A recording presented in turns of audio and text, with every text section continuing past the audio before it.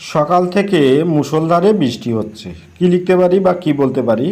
It has been raining like cats and dogs since morning. Okay, আমরা লোকটিকে দেখি নাই। কি বলতে পারি ইংরেজিটি? We did not see the man. তারা মাঠে যায় নাই। কি বলতে পারি? They did not go to field. আমরা ইহা জানতাম না। কি বলতে পারি?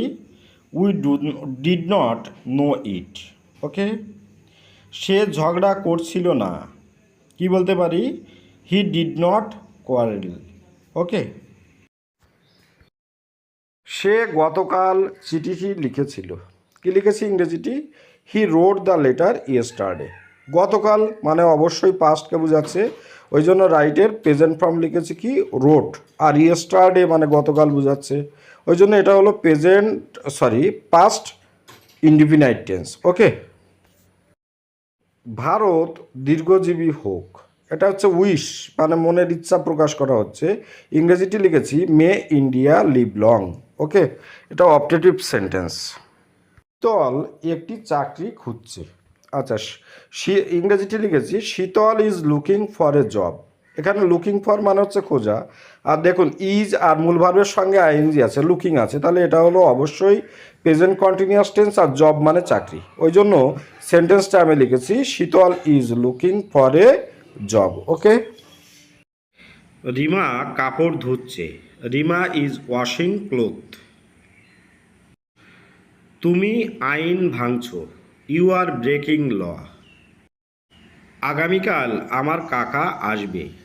মাই আঙ্কেল উইল কাম টুমরো। মা আমাকে জিজ্ঞাসা করেন আমি কি খেতে চাই। Mother asked me what I wanted to eat. মেয়েটি গাছে জল দিচ্ছে। কী হবে ইংরেজিটি? The girl is watering the plant. তুমি কি আমাকে চেনো? Do you know me? বাড়ি থেকে বেরিয়ে যাও। Get out of the home. জনসাধারণের মধ্যে ধূমপান করো না। Don't smoke in public place. দয়া করে পাখিটির দিকে তাকাও। Please look at the bird. গেটটি খোলো। Open the gate. মিথ্যা বলো না। ডোন্ট টেল এ লাই। সে সাপে ভয় পায়। He is afraid of snake.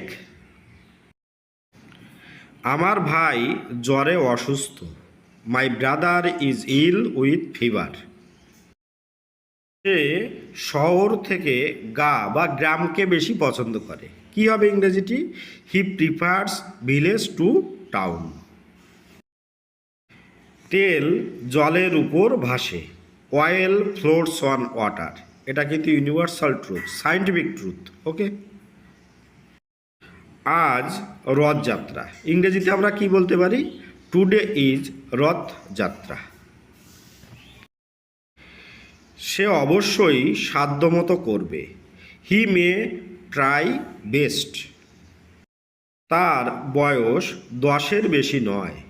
He is not more than 10। একমাত্র মৃত্যুই তাকে সুস্থ করতে পারে। Only death can cure her. আমাদের বিমান বিকেল 5টায় ছাড়বে। Our plane will take off at 5 PM। সে আমেরিকার উদ্দেশ্যে রওনা দিল। He set out for USA। তাহলে ভিডিওটি এখানে শেষ করছি। ভালো থাকবেন সবাই। অবশ্যই আপনাদের বাড়ির বাচ্চাদেরকে ইংরেজিগুলো শেখাবেন, অবশ্যই দেখবেন ওদের কাজে লাগবে। আপনাদের দিনটি শুভ হোক। Have a good day. চলো আমরা একটি খেলা করি। এখানে কিন্তু প্রস্তাব বুঝাচ্ছে, বন্ধুদেরকে বলতেই পারি আমরা যে চলো আমরা একসঙ্গে একটি খেলা করি। তাহলে ইংরেজিটি কী হবে? Let us play a game. Okay.